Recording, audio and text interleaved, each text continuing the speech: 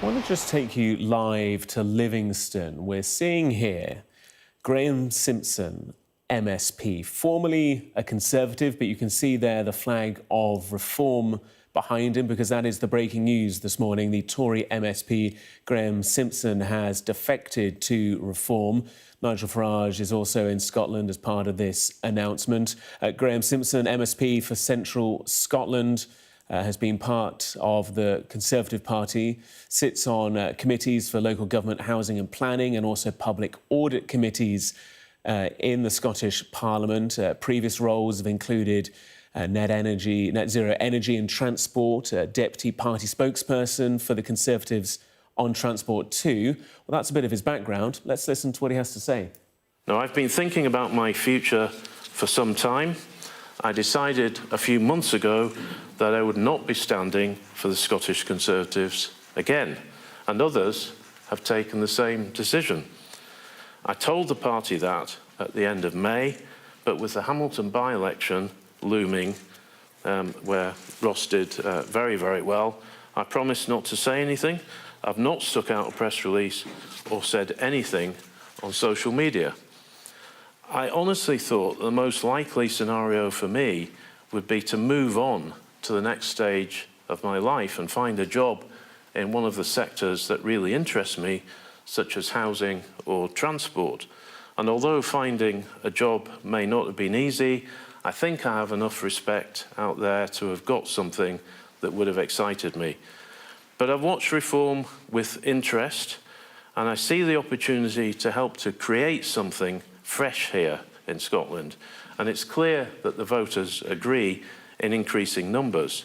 But just because a party is becoming popular isn't a reason to join it. Keeping your job in Parliament isn't a good enough reason either. I've only reached the decision that I have in the past few weeks, and I mean over the summer, and it's not been easy. It really has not been easy. I first joined the Conservatives when I was at school. Just before Mrs. Thatcher came to power, I left politics for a career in journalism, but then rejoined and have been a councillor and an MSP. So I'm really very fortunate. I know what a Conservative is, and I actually wrote about it last year, just to remind some people. The election next year here in Scotland is going to see a very different Parliament from the one we have now, which is stale and very often uninspiring.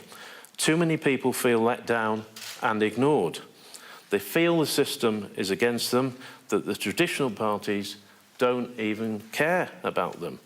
Save for some fine individual MSPs across parties, the political class is not serving the people well. Failure is accepted and change takes far too long. And I'll give you a couple of examples personally of that. Thousands of people living in tenements often face real difficulties when it comes to maintaining their buildings. In the last session of Parliament, March 2018 to be exact, a group of MSPs from across the divide formed a working group to see how we could address the challenges, and we came up with some proposals. But it will be the next Parliament until we see any legislative change, so probably at least 10 years since we first started looking at this. The second example of how slow things can be has been the progress of my members' bill, which would see a system of recall introduced into the Scottish Parliament. I first mooted this at the end of the last session of Parliament and started work on it at the beginning of this session. It's badly needed to restore some trust, but we've not even had the stage one debate. It might get over the line. Graham Simpson, MSP, there announcing his defection from the Conservative Party to Reform, doing so at that press conference in Livingston. He is the MSP for Central Scotland, and that is Graham Simpson. We will hear more reaction, I'm sure, in the coming hours. We'll bring it to you here live on Sky News. Well, from Valencia to Livingston, Nigel Farage with his new MSP, Graham Simpson. Let's take a listen and see what he has to say. In getting our policy platform right for those elections next May, and he's joining us now because he's prepared to put in the hard yards. And it will be important for us, however many of our number go into the Scottish Parliament, to have some people there who can show us the ropes. Otherwise, we'll turn up and just not know what to do. So we're very, very delighted, Graham, that you've made this decision. And I'm sure if you've been a member of the Tory party for all those years, as you say, you've not taken this decision lightly, but you've done it for positive reasons, not negative ones, and that's great. Now, we have a whole host of questions, beginning with Andrew Kerr from BBC Scotland. Thank you, Mr Farage. Good morning to you. When Richard Tice was here in March, he spoke about net zero. You've now spoken about immigration. The SNP are accusing you of being the architect of the small boats crisis because of your support for Brexit. When it comes to reform and looking ahead to next year, is your party just a two-trick pony in Scotland? And for Graham Simpson as well, will you resign from the regional list because you were elected as a Tory MSP? Thank you. Oh, I'm a two-trick pony now, not a one-trick pony. Well, that's progress, isn't it? We must be going in the right direction. For years, I was called a one-trick pony. All he ever talks about is the EU. Well, yes, we do talk about the small boats because there is a sense of outrage amongst a very clear majority of the British public on this issue. Firstly, because it's unfair. You know, I touched very briefly on the social housing list in Glasgow, just as one little example. And secondly, because it does threaten our national security. And I'll word this carefully as we're live, but you know, there have been some recent arrests made on suspicion of terrorism offences. And thirdly, because, frankly, people find it unacceptable that if they have HMOs or they have migrant hotels in their area, there is an increase in certain types of crime. And I'm just going to give you a simple fact, whether you like it or not, that an Afghan national is 22 times more likely to be convicted of rape than a British-born person. This is cultural. It's not racial, it's cultural. And I think that's a very, very strong point to make. And and we're now campaigning, of course, on net zero, very much so. It is a self-inflicted wound. It is something of absolute stupidity that is deindustrialising large parts of the United Kingdom. And look, you know, it'd be marvellous if we didn't need oil or gas, but we do. And we're going to for a very, very long time. So why not produce it ourselves? And, of course, Scotland would be the chief beneficiary within the United Kingdom of that. Plus, we've launched a campaign on crime, you might have noticed. We've got Britain's most senior, famous living detective, you know, who's joined us. Colin's joined us, and there have been feature films made about him and books written about him, and we got Vanessa Frake, who's joined us, a very well-known prison governor and regarded as one of the toughest prison governors in the country. And we will be broadening our campaigns and talking about the cost of living crisis. There is a direct link there to energy, I will grant you, because it's one of the main components of the problem. And we'll move on, and we'll talk more broadly about the economy. We'll talk more broadly about the tax system. We'll talk about the fact small businesses have been disincentivised. So, no, we are far from being a two-trick pony. But if the SNP are unhappy with us, I haven't got a problem with that. And just to build on that, I think one of the tasks that I've got, Andrew, is to develop a policy suite that's not just those two issues, but actually looks at the powers that the Scottish Parliament has and how to address the challenges that Scotland faces. So as I said earlier, I'll be outlining some thoughts very, very soon, not today, not in any detail today, but you'll hear more from me and others on that, so that Reform isn't just seen as a party that just concentrates on two issues. On the question of whether I will resign from the Parliament, I guess you probably know the answer, and the answer is no, I won't be resigning. I think it's a fair question. It's a very fair question.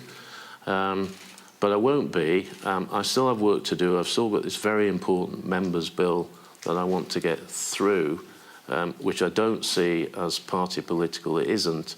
It is about reforming the system in the Scottish Parliament so that we can have a system of recall there. I take that very seriously.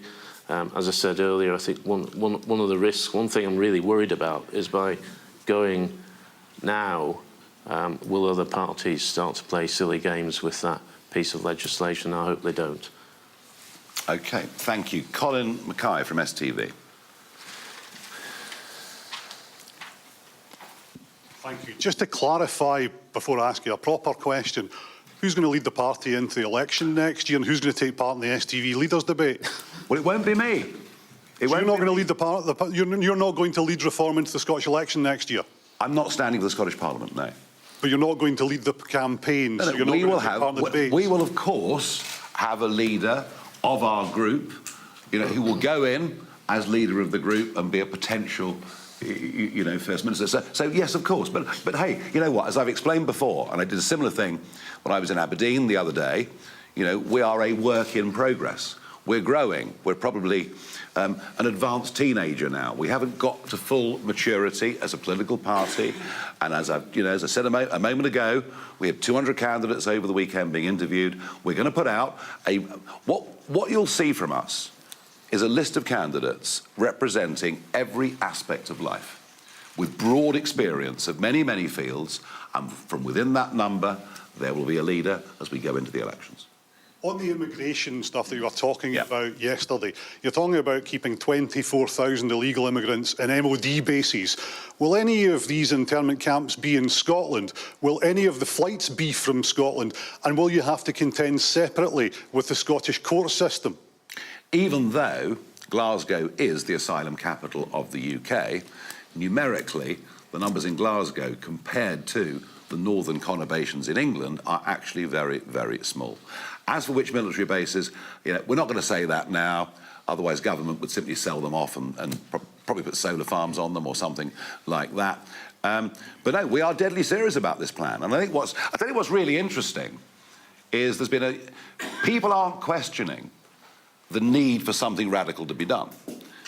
Even the Prime Minister hasn't attacked me on the idea that we should be deporting people that come illegally. But he hasn't got the means to do it. The Tories didn't have the means to do it. We are proposing the means to do it. Except for the internment camps. People will be detained and deported, yes, and hopefully they'll be in those camps for a very short period of time. And I do believe that once the message gets to those who are prepared to pay thousands of euros to criminal smuggling gangs, that if you spend that money and come to the UK, you won't ever be allowed to stay. Within 2 weeks, the boats will stop coming, and that will at least stop the inward pressure that's been coming. There are other problems too.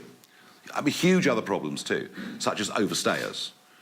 If you look at the asylum list for last year, you see the biggest contingent is from Pakistan, and they're people that have flown supposedly to meet family members or come on holiday and just deliberately overstayed and then claimed asylum. So, there are many, many aspects to this. The boats, obviously, is about 40% of it, and it is the most visible thing. And I would just quickly say that when Tony Abbott put forward similar proposals on Australia in 2012, he was met with the same kind of debate.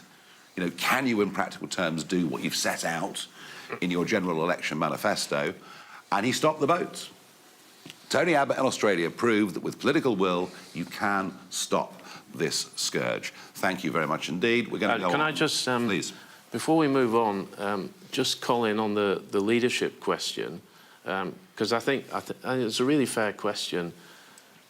What is Reform going to be offering when we come into the final months of the election campaign? Clearly, Reform will need a figurehead so that you can grill them during the STV debate.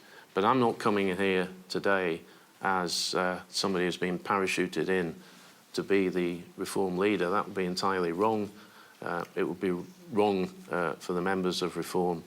So I'm just here as I am, as an MSP. Yeah, there's no backroom deal. No, there certainly isn't. But obviously, by the time of the election, we'll need to have someone. No, absolutely. No, absolutely. Tony Maguire, GB News.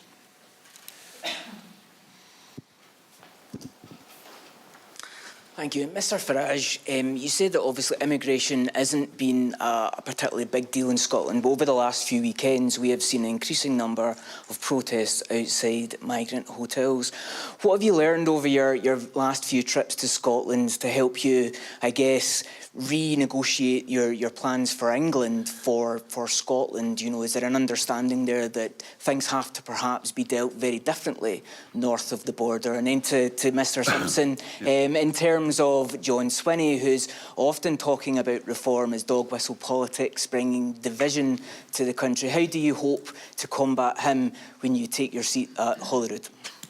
Well, clearly there are some areas that need to be dealt with differently, but there is also, a lot of commonality. There hasn't been a great debate about immigration in Scotland because, frankly, none of the parties in Holyrood have wanted to have that debate. So we've not really been having it. You're right. Over the last few weeks, there's a growing awareness of the issue, and I predicted from the podium a few minutes ago that I think that debate will get bigger. Inevitably, it will get bigger. But I think, I think the one thing that Scotland gives England an example of is the sheer stupidity of not aiming to be self-sufficient in energy, because clearly the Scottish economy stands to benefit far more from oil and gas than other regions or other parts of the United Kingdom. And I think it's absolutely tragic and self-defeating and stupid what we're doing to the North Sea. It just makes no sense at all. It is absolutely crazy on every single level. Economic madness. And the argument that wind power makes us less reliant on other sources of energy from around the world just is not true. The national grid is not fit to deal with intermittent renewable energy. And frankly, if you look at what's happened to energy costs with wind, one of the biggest lies we've been told is that it would give us cheaper energy. It does not. And right at the minute, there's another big round being negotiated for wind contracts.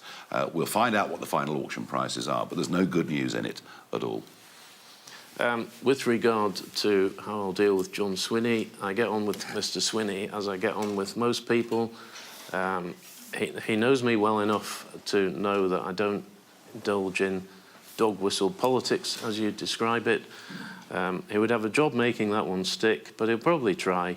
But I'll take my place in the Parliament next week for First Minister's questions. I'm not sure where I'll sit yet, but it probably won't be with the Conservatives, although actually there's no rules on that in Parliament. You can sit wherever you want, so maybe I'll decide on the day. I'm sure Mr. Swinney will have some fun, and I'll enjoy listening to his jokes on the day. Yeah, but he might be surprised how many SNP voters might actually vote for you and vote for our party next year, so I'm sure he will have a go. Yes. Right, let's move on. James Cook, BBC National. Thank you very much, Mr. Farage. Scotland faces, in common with other parts of the UK, a demographic issue in terms of a shrinking share of the working age population and a falling birth rate. Given that, in a flatlining economy over many years now, doesn't the Scottish economy really need more migration, whether that might be legal migration, but doesn't it need more migrants rather than fewer? And just, if you don't mind, for Mr. Simpson, I'm sorry, I didn't quite follow, I'm so sorry, your logic in terms of staying in Parliament, because I understand that if one is an MP or if one is elected in a constituency, that to a certain degree one has a contract with those voters, and you can say, well, they voted for me. But no one voted for you, did they? They voted for the Conservative Party. OK. Do you want to go with that first? Yeah, absolutely. You're right. I was elected on the Conservative list. That's why I've been uneasy with this decision. I am uneasy with it, but the rules say that you can stay. Now, maybe we should look at the rules, but we've had recently Jamie Green has gone from the Conservatives to the Liberal Democrats, and he has stayed on as an MSP. I think that it's maybe something that the Parliament should look at. But I was actually asked this very question when I appeared before the Standards Committee to talk about my bill, and I was asked, should someone in the position that I'm now in have to stand down? My answer was, well, I don't think they should, because people can leave parties for many, many reasons. You may have been finding life very uncomfortable in your workplace. I'm not in that position. The Conservatives haven't made life uncomfortable for me. But I do think I've got work to do. So I'm sorry if it upsets folk, but I'm staying put. Yeah, I mean, people leave parties, but equally parties leave people as well. And perhaps as a long-term Conservative, maybe that's how you feel to a certain extent. Yeah, this has not been an easy decision. No. I'm not pretending otherwise. No. On falling birth rates, I mean, it's a very fair point. Where are the workers of the future going to come from? One concern on that front is the pace of AI development is such that an awful lot of jobs that exist today are not going to exist in just a few years' time. So we may be in a position where we actually need fewer people in the workplace. But on the subject of skilled migration, I mean, look, if people come into Britain and they've got skills and they integrate and they contribute, then no one's got a problem with that, provided the numbers are at a sensible level. The problem, if we're moving on to legal migration very quickly, is that a Conservative Party that promised net migration of tens of thousands a year gave us net migration of up to nearly 1 million a year. And amazingly, of the last 3 million that came into Britain from outside the European Union, fewer than 20% are in work. So it's actually become a negative. Even the argument, look, expanding population, pressure on services, lack of integration, but don't worry, Nigel, because it's an economic benefit, and now it's not an economic benefit, and everybody knows it. So I get the point, but I think the jobs market is going to go through some quite revolutionary change within the next 5 years, and it's something that government's going to need to think about and adapt to. And of course, one of the answers is that while Scotland maintains, or should maintain, its more traditional oil and gas industries, it also needs to think about becoming a hub for the new evolving world of AI and tech, because that's where the future is. And I'm afraid the entirety of the United Kingdom is falling badly behind on this race, to my great regret. Thank you very much. Let's move on. Kezia Buckley from Sky News. You've had a number of defections now across councillors and now obviously in the Scottish Parliament. Are you just becoming the party of the old Tories? And how can you say that you're offering renewal if you're just going to fill the seats up with defectors? Well, we're not, but what we do need some experience.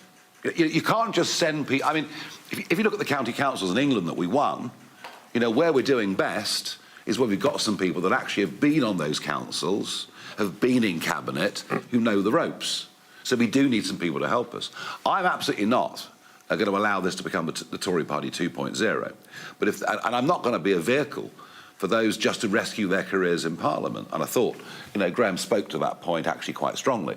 Just getting re-elected wouldn't be good enough for him anyway. He's got the ability to do many other things in life. So, we'll be very selective about who comes. And frankly, an awful lot of Conservatives, I mean, really, are probably closer to the Liberal Democrats anyway. So, those that are coming with us are coming because they see it's a positive vision. And those that are coming to us are all ones that if I accept them on the basis they're going to roll their sleeves up and help us with the project. And, by the way, across the country, at council level, we've got former Labour councillors coming to us. We even had a Lib Dem, which did surprise me very much indeed. But, I think one of the interesting things about reform, and one of the interesting about its growth since the general election, is if you have a look at where the votes have come from, and the biggest and most important chunk of votes that's come to us since the general election has come to us from people who did not vote in last year's general election. So it's a really interesting cross-section of people that are coming to us across all ages, and actually, a much more breadth of the political spectrum than perhaps you would naturally assume. And actually, I would make the point, Kezia, that when I hopefully stand next year, if I'm selected, and that hasn't happened yet, there is no guarantee that I'll be elected. So I'm going into this with no guarantees of being elected. And I was interested in your description of me as an old Tory. I don't feel that old, but you'll all want to know, but I'm 61, which I know will surprise. That's a terrible age to be. Will surprise a lot of you. I don't know whether that's old, Kezia. Older than you. Same age as me. Oh dear, oh dear, oh dear. That's where we'll leave Livingston. I do just want to show you the latest polling for political parties here in the UK, if I can. Let's just take a look at the following graph. This showing Westminster voting intention. If an election was carried out now, it would have quite the impact. Obviously, general election probably not until 4 years' time. So take all of this with a bit of pinch of salt. But Reform UK there, 28%. Labour down on 20, just 3 ahead of the Conservatives and 4 ahead of the Lib Dems. All other parties coming in the following orders. But that was a sample of 2,500 adults showing Reform at 28% in the polls. Let's take you from Westminster voting to Valencia now.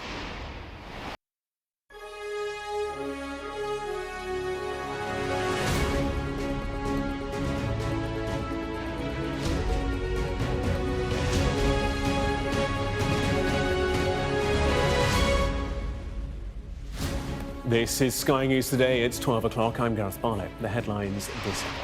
A Conservative MSP defects to the Reform Party, becoming Nigel Farage's first politician in the Scottish Parliament. Because he's deeply experienced in the fields of journalism and politics, and I believe he's going to help us significantly in getting our policy platform right. More than 6 million new cancer cases in England by 2040. The warning from 60 charities as they demand action from the government. We speak to former Sky News presenter Dermot Murnahan about his prostate cancer diagnosis and the importance of getting checked. I kept thinking, OK, well, you know, I get round to it. Life intervenes, jobs, children, holiday, all kinds of things. And I never did. Also ahead, household bills to rise more than expected this winter as the energy price cap increases. Plus, from skateboarding dogs, look at him go, to dunking biscuits. The Guinness World Records is celebrating its 70th, wait for it, anniversary, highlighting unclaimed titles still up for grabs. Plus, live scenes from near Valencia, Buñol, where they're painting the town red. Thousands taking part in the 80th anniversary of Spain's famous tomato throwing festival.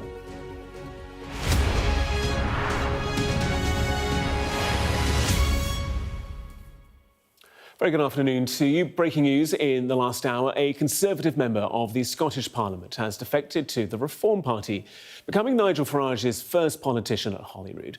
Announcing the news, Graham Simpson said it was an enormous wrench to leave the party he joined at the age of 15, but he said it's time to bring change to Scotland. I've joined Reform because we have the chance to create something new, exciting and lasting that puts the needs of people over the system, that asks what is going wrong and how we can fix it. The SNP was first elected to power in 2007, so next year will mark 19 years of failure in health, education and transport. Somehow we need to remove them from office, and Reform can help to do that. Scotland needs fresh thinking, new ideas, and I hope to be at the heart of helping Reform shape that offer to the people next year with policies drawn up in Scotland, for Scotland, and designed to fix the mess that we're in. And that's why I'm joining now and not later. Well, polling carried out by YouGov for Sky News and The Times shows that Labour has slumped to a low of 20% in the opinion polls. It shows Reform UK in first with 28% of the share. Our political correspondent Serena Barker-Singh joins us now. Serena, Reform riding on a high and also adding new members to its operation. Yeah, this is a significant defection. He's not a well-known name, but he is a member of the Scottish Parliament and has been since 2016. So he's the party's first MSP for Reform now. It's a bit of an odd way to accumulate members and politicians, not through elections, but through defections. But I think that's a sign of the times. This is what Reform have been doing, particularly looking for those Conservative defections.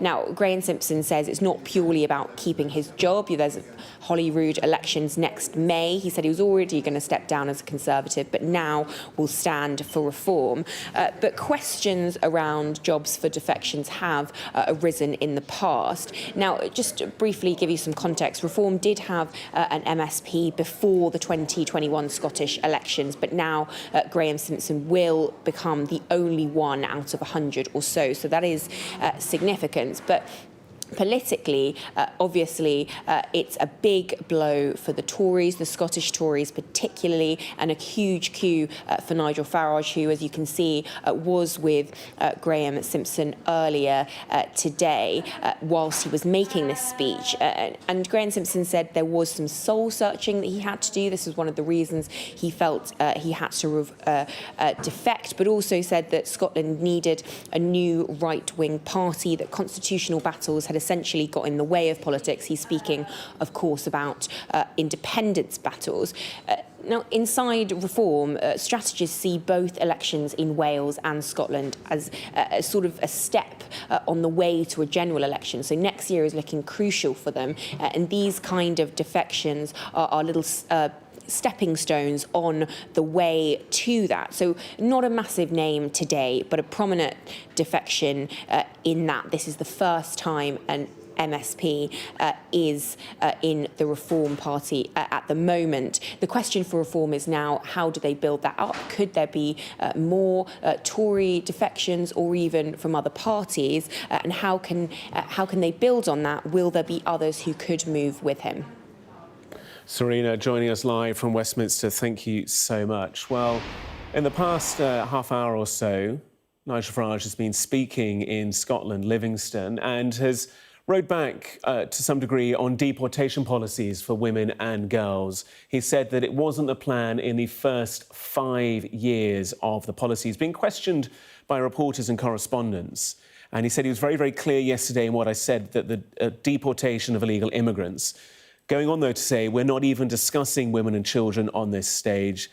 There are so many illegal males in Britain. And the news reports sent after the conference yesterday, that pretty blockbuster conference yesterday, were wrong, says Nigel Farage. Questioned then by a reporter from Channel 4. So are women and children exempt? I didn't say exempt forever, says Nigel Farage, but at this stage, that is not part of our plan for the next 5 years. So a softening, it appears to be from the Reform UK leader on deportation policies. He said it wasn't in the plan for the first 5 years of that policy. We'll bring you more details, more clarification, more reaction to that as we get it. Check out the Politics Hub blog on the Sky News app for all the latest political interaction and news. We'll bring you more in the coming hours.